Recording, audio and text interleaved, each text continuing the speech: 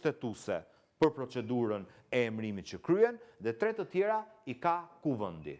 Ky guxon për interesa politike të Edi Ramës, ti thot gjykatës së lartë ti e ke zgjedhur dhe ke ushtruar funksionin tënd kushtetues, por unë kam në dorë një proces formal që ai duhet betohet përpara meje, përpara se të shkojë për të filluar detyrën, dhe unë këtë nuk e bëj, nuk e thras për betim se kështu dua unë. Ndërkohë që një president i përgjegjshëm sot, dikush të më thot 48 ditë pse nuk është thirrur? E mbyllim me këtë argument, kalim te argumenti tjetër tek integrimi. Sot u çelën grup kapitulli i fundit me cilat Shqipëria negocion antarësimin me Bashkimin Evropian. Keni një koment? Komenti im është që procesi i integrimit për shkak të qeverisë së Edi Ramës, pra ky procesi i hapjes së kapitullit duhet kishte ndodhur shumë kohë më parë, nëse procesi do të kishte qenë me ritmet e duhura. Lajm për shqiptarët nuk është hapja e kapitullit, hapja e kapitullit është proces teknik. Lajm për shqiptarët do të jenë kur ne të mbyllim kapitujt. Me modelin që ka instaluar, pra sot është hapur për shembull se pashte deklaratën e delegacionit Bashkimit Evropian dhe vendoste theksin fatmirësisht. Pra sot është hapur kapitulli për bujqësinë. Ndërkohë që ne jo po se dua dal diku, pra për bujqësinë. Ndërkohë që ne jemi vetmi vend që na është provuar nga Bashkimi Evropian që kemi vjedhur fondet e Bashkimit Evropian për bujqësinë. Jo vetëm neve, edhe në Greqi ka një skandal të madh tani për keq përdorimin e fondeve të Bashkimit Evropian. Ka përgjegjësi atje. Mirë, dakor. Iku ministri. Thjesht po them që abuzime ndodhin edhe në... Nuk po flasim brenda... Shiko, patjetër. Sigurisht që brenda vendeve të Bashkimit Evropian mund të kenë problemet e tyre se prandaj ekziston Olafi. Të mënyrës së menaxhimit. Unë di që Greqia, ndryshe nga ne, është kontributore në fondet përkatëse, se paguajnë taksa paguesit grek.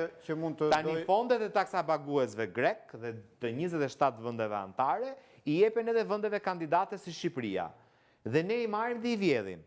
Dhe për këtë arsye unë nuk di që greqisti jetë bllokuar. Është histori e ditur kjo. Po, ti bllokohen fondet. Ne na janë bllokuar 112 milionë euro. Kam një pyetje që është sa teknika dhe politike. Vijon hetimi në prokurinë e posaçme, siç ka konfirmuar drejtuesi i prokurisë. Nuk di të them se në cilën fazë janë. Çfarë janë duke bërë, se dosjen e kanë gati nga hetimi që ka bërë. Një koment të përgjithshëm mirë. Hapja të gjithë grup kapitujve është një lajm i mirë. Suporti politik që ka Shqipëria në Bruksel, që është më i forti që kemi pasur ndonjëherë, më dashamirës që kemi pasur ndonjëherë, është sërish një lajm shumë i mirë për Shqipërinë. Është i njëjtë për gjithë rajonin. Nuk kemi pse të qahemi më as për islamofobi, as për albanofobi, as për shqiptarofobi. S'ka fare. Ka vetëm dashuri, as i lloj fobie. Tani, qeveria shqiptare, masi janë hapur gjithë grup kapitujt, sfida është tek mbyllja. Megjithatë, nuk ka një deklaratë zyrtare, por kryeministri ka propozuar me qëllimin e vetëm që ne të hedhim qoftë të hapin e parë brenda shtëpisë së BE-s, që jemi gati të pranojmë çdo lloj statusi. Pra, antar i BE-s pa drejt vote, pa drejt vetoje, dhe unë kam lexuar një propozim të tillë që Shqipëria mund të konsiderohet një shtet antar i BE-s, pa të drejtë këto që tham, por që në administratën e Brukselit të mund të përfaqësohet nga një deleguar i qeverisë italiane. Jo, komisioner italian. Pra ideja është që po çdo vend antar ka të drejtën të ketë komisionerin e vet. Çfarë nënkupton kjo? Gjatë ta them unë. Sepse nga pikpamja juaj, se unë një përgjigje timen e kam, por sepse për zotin Rama integrimi nuk është përputhje me standardet europiane. Integrimi është propagandë. Pra propozimi që ka bërë zoti Rama është që ju na bëni pjesë të BE-s, ne pa i plotësuar kushtet, po për qëllime gjeostrategjike, se unë s'kam ndërmend plotësoj standarde, i thot, se vetëm për infrastrukturën, në diskutimet që janë bërë në tryezat e negociat, Shqipëria bëhet gati për antarësim në BE në vitin 2045. Ne sot nuk kemi ujë të pishëm 24 orë. Pretendojmë që vitin tjetër do hymë në Bashkimin Evropian. Dhe ky i thot, unë e di që nuk i plotësoj kushtet, as kam ndërmend bëj asgjë për plotësuar standardet, sepse integrimin e kam vetëm çështje propagande, që kështu më duhet që t'i shes shqiptarëve që u bëra pjesë e BE-s me standarde afrikane, s'ka rëndësi, po jam këtu pjesë dhe s'dua as vot, as gjë. Jo, shqiptarë nuk kanë nevojë për këtë. Dhe nuk bëhet fjalë për votën. Çfarë do të thotë ta përfaqësoj politikisht një komisioner i një vendi fqinj? Që nuk je antar i BE-s, pra pra ti mund t'jesh formalisht mund të konsiderohesh që bërë pjesë e Bashkimit Evropian, po nëse ti nuk ke vendimarrje, ti nuk ke zë në Komisionin Evropian, pra ti nuk ke zë në vendimarrjen e institucioneve të Bashkimit Evropian. Është pak a shumë si ajo skiatoria italiane që ne përfaqëson në kampionatet Jo më është thjesht huaja? mentor, është thjesht dhe vetëm fiks propagandë. Ta përdorim integrimin për propagandë.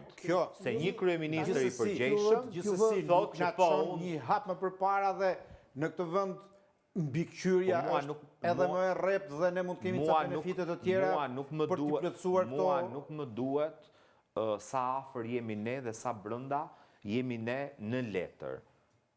Unë mendoj që çdo qytetar shqiptar i intereson se sa afër është me standarde.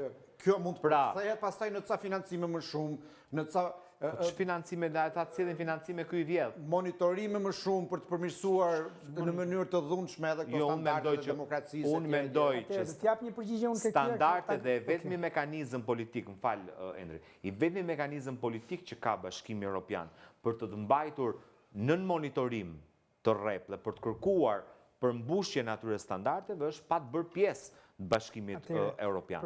Se momentin që ti bëhesh pjesë e Bashkimit Evropian, ti e ke më të lehtë për të thënë s'du ta bëj këtë, sepse nuk kam më mekanizma për ta mbajtur peng në thonjza, pra për t'i vënë nën presion një vend. Dhe kjo fazë do duhet shërbej jo për propagandë, do duhet shërbej për përmbushje standardesh. Propozimet tilla na tregojnë një gjë, që qëllimi politik i Edi Ramës nuk është të përmbushë standarde, të punoj për të përmbushur standarde. Po pse gjeni ju a mund të antarësohet Shqipëria ku në kuvend diskutohet programi politik i qeverisë 22 minuta.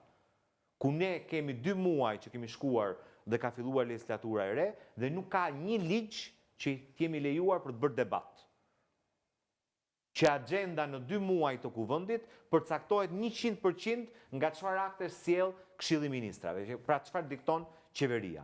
Më gjeni një vend, Bashkimit Evropian, që ka një parlament që funksionon në këtë lloj forme. Pra ky po e tregon edhe me akte që nuk don integrim real në Bashkimin Evropian, dhe me integrim real unë nuk flas do ulet Edi Rama në tavolinën e Bashkimit Evropian apo jo. Integrim të qytetarëve të Republikës Shqipërisë për nga standardi si evropian. Këtë do duhet punojmë ne dhe për këtë do duhet luftojmë. Datën nuk po e paska, po. Në datë 4 nëntor, tek Financial Times e keni artikullin të hapur, se zakonisht gazetat si Financial Times, New York Times apo Washington Post e tjera e kanë me pagesë. Ky është i hapur. Bashkimi Evropian thotë bën një lëvizje drejt parandalimit të kuajve të Trojës, Trojan Horses, që t'i bashkojnë blokut. Propozimi është i komisioneres për zgjedhjen Marta Kose, cila propozim është vetëm i saj, nuk di se sa mund të realizohet, që në rast se vendet e ardhshme anëtare të mund të devijojnë dhe sipas Bashkimit Evropian të imitojnë Hungarinë në devijimin nga standardet demokratike, ata mund të vendosen në një probation, pra në një lloj pezullimi të antarësimit, deri në përjashtim nga bloku. Kjo besoj Kikia jep përgjigje pyetjes që kur s'kavim standardet, po të paktën të jemi. Ky propozim është konkret i bërë nga zonja. A bëhet, as bëhet vendim i 27 vendeve anëtare të Bashkimit Evropian? Nesër.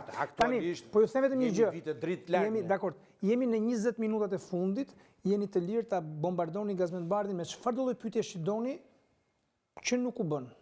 Kështu që këtu jemi në diskutimet e lira siç e ka parlamenti. Për ta vijuar të integrimi dhe për të qëndruar tek marrëdhënia me faktorin ndërkombëtar. Në fakt, pak ditë më parë, presidenti i Këshillit Evropian Antonio Costa deklaroi, kur duke folur për procesin integrues Malit Zi, tha që ne shpresojmë që të kemi pas 3 vitesh 28 baj 28. Do me thënë që antari 28 i Bashkimit Evropian të jetë Mali Zi dhe të antarësohet brenda vitit 2028. Dhe me sa duket, Mali Zi është një hap përpara Shqipërisë, se deri dje mendohej që ne jemi paralel, po me sa duket ata janë një hap përpara nesh, dhe në fakt Antonio Costa nuk foli për kushtëzime ose për apendikse të këtij procesi. Megjithatë, për të qëndruar Tek marrëdhëniet e Shqipërisë me faktorin ndërkombëtar, siç e thatë ju ende në fillim të emisionit, pak ditë më parë ose pak kohë më parë vizitoi Shqipërinë drejtori për Europën perëndimore dhe qendrore në Departamentin e Shtetit Mark Fleming. Ai pati takim me prokurorin e përgjithshëm, me përfaqësues të me drejtuesin e SPAK-ut, faleminderit për saksimin, me përfaqësues të majorancës dhe të opozitës. Ju jeni takuar mos gaboj bashkë me disa kolegë si zona Tabaku, zoti Bylikbashi dhe nuk më kujtohet kush tjetër.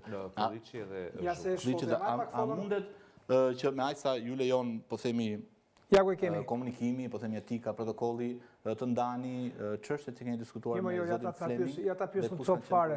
Atë ka thënë Fleming juve ndjes juve në njëjës edhe juve në shumës gjithë tjerëve atje, a i dini do të përballë Sali Berishës në zgjedhje brenda partisë? Jo, s'ka pasur